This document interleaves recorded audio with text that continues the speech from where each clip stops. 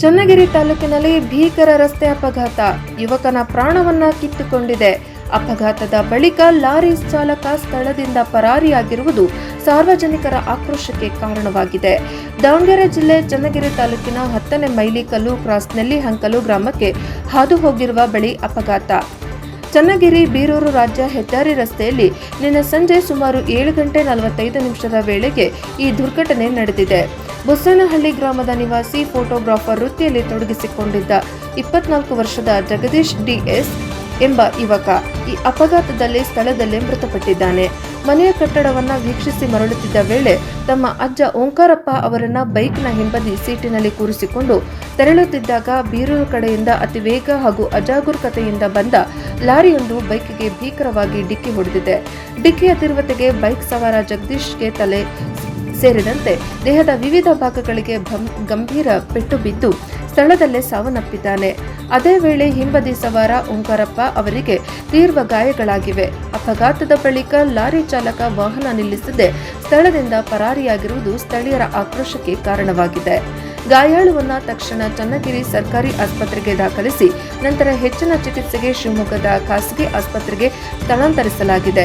ಸ್ಥಳೀಯರ ಆಕ್ರೋಶ. ಈ ಘಟನೆ ಕುರಿತು ಮಾತನಾಡಿದ ಸ್ಥಳೀಯರು 10ನೇ ಮೈಲಿಕಲ್ಲು ಕ್ರಾಸ್ ಭಾಗದಲ್ಲಿ ಹೆಚ್ಚು ತಿರುವು ಇರುವುದರಿಂದ ನಿತ್ಯ ಅಪಘಾತಗಳು ಸಂಭವಿಸುತ್ತವೆ ಎಂದು ಆರೋಪಿಸಿದರು. ಕಳೆದ 3-4 ತಿಂಗಳಲ್ಲಿ ಮಾತ್ರವೇ ಈ ಭಾಗದಲ್ಲಿ ಹಲವು ಅಪಘಾತಗಳು ಸಂಭವಿಸಿವೆ. ಅನೇಕರ ಪ್ರಾಣ ಕಳೆದುಕೊಂಡಿದ್ದಾರೆ ಎಂದು ಆಕ್ರೋಶ ವ್ಯಕ್ತಪಡಿಸಿದರು. ಸಂಬಂಧಪಟ್ಟ ಇಲಾಖೆ ತಕ್ಷಣವೇ ರಸ್ತೆ ಕ್ರಾಸ್ ಮತ್ತು ತಿರುವುಗಳನ್ನು ಸರಿಪಡಿಸುವ ಮೂಲಕ ಅಪಘಾತಗಳನ್ನು ತಡೆಗಟ್ಟಬೇಕೆಂದು ಒತ್ತಾಯಿಸಿದರು. ಅಪಘಾತದಿಂದ ಕೆಲಕಾಲ ರಸ್ತೆ ಸಂಚಾರ ಅಸ್ತವ್ಯಸ್ತಗೊಂಡಿದ್ದು, ತಾವರೆಕೆರೆ ಹಾಗೂ ಚನ್ನಗಿರಿ ಪೊಲೀಸ್ ಠಾಣೆ ಸಿಬ್ಬಂದಿ ಸ್ಥಳಕ್ಕೆ ಆಗಮಿಸಿ ಸಂಚಾರ ವ್ಯವಸ್ಥೆಯನ್ನು ಸುಧಾರಿಸಿದರು. ಈ ಕುರಿತು ಚನ್ನಗಿರಿ ಪೊಲೀಸ್ ಠಾಣೆಯಲ್ಲಿ ಪ್ರಕರಣ ದಾಖಲಾಗಿದ್ದು, ಪರಾರಿಯಾದ ಲಾರಿ ಹಾಗೂ ಚಾಲಕನ ಪತ್ತೆಗೆ ಪೊಲೀಸರು ಶೋಧ ಕಾರ್ಯ ಆರಂಭಿಸಿದ್ದಾರೆ. ವರದಿ ದೇವರಾಜ್ ಕೆ ನೆಲ್ಲಿಹಂಕಲು, ಪ್ರಜಾಪವ ಟಿವಿ ದಾವಣಗೆರೆ. ವರದಿ ದೇವರಾಜ್ ಕೆ ನೆಲ್ಲಿಹಂಕಲು, NKS TV4 ದಾವಣಗೆರೆ. ರಸ್ತೆ ಅಪಘಾತ, ಮುಗಳಹಳ್ಳಿ ಮೊಮ್ಮಗ ತೀರೋಗಿದ್ದಾರೆ. ಈ ರೋಡ್ ಈ ಜನವರಿಯಿಂದಲೇ 14 ಜನ ತೀರೋಗಿದ್ದಾರೆ. ಇದು 90 ಡಿಗ್ರಿ ಕ್ರಾಸ್ ರೋಡ್ ಇರೋದ್ರಿಂದ 10ನೇ ಮೈಲಿಕಲ್ಲಲ್ಲಿ ಇದಕ್ಕೆ ಸಂಬಂಧಪಟ್ಟ ಇಲಾಖೆಯರು ಮತ್ತು ಅಧಿಕಾರಿ ವರ್ಗದರು ಇದನ್ನು ನೇರವಾಗಿ ಮಾಡಿಕೊಟ್ಟು ಅನುಕೂಲ ಮಾಡಿಕೊಡ್ಬೇಕು. ಇಲ್ಲದೇ ಇದ್ದರೆ ನಾವು ಪ್ರತಿಭಟನೆಯನ್ನು ಚನ್ನಗಿರಿ ಬಂದು ಪ್ರತಿಭಟನೆಯನ್ನು ಮಾಡ್ತೀವಿ. ಈ ರೋಡಿನ ಪ್ರಯುಕ್ತ ಸುಮಾರು ಜನ ನಮ್ಮ ಬಂಧುಗಳು ಕಳ್ಕೊಂಡಿದ್ದ ನಮ್ಮ ಮನಸ್ಸಿಗೆ ತುಂಬ ನೋವಾಗಿದೆ.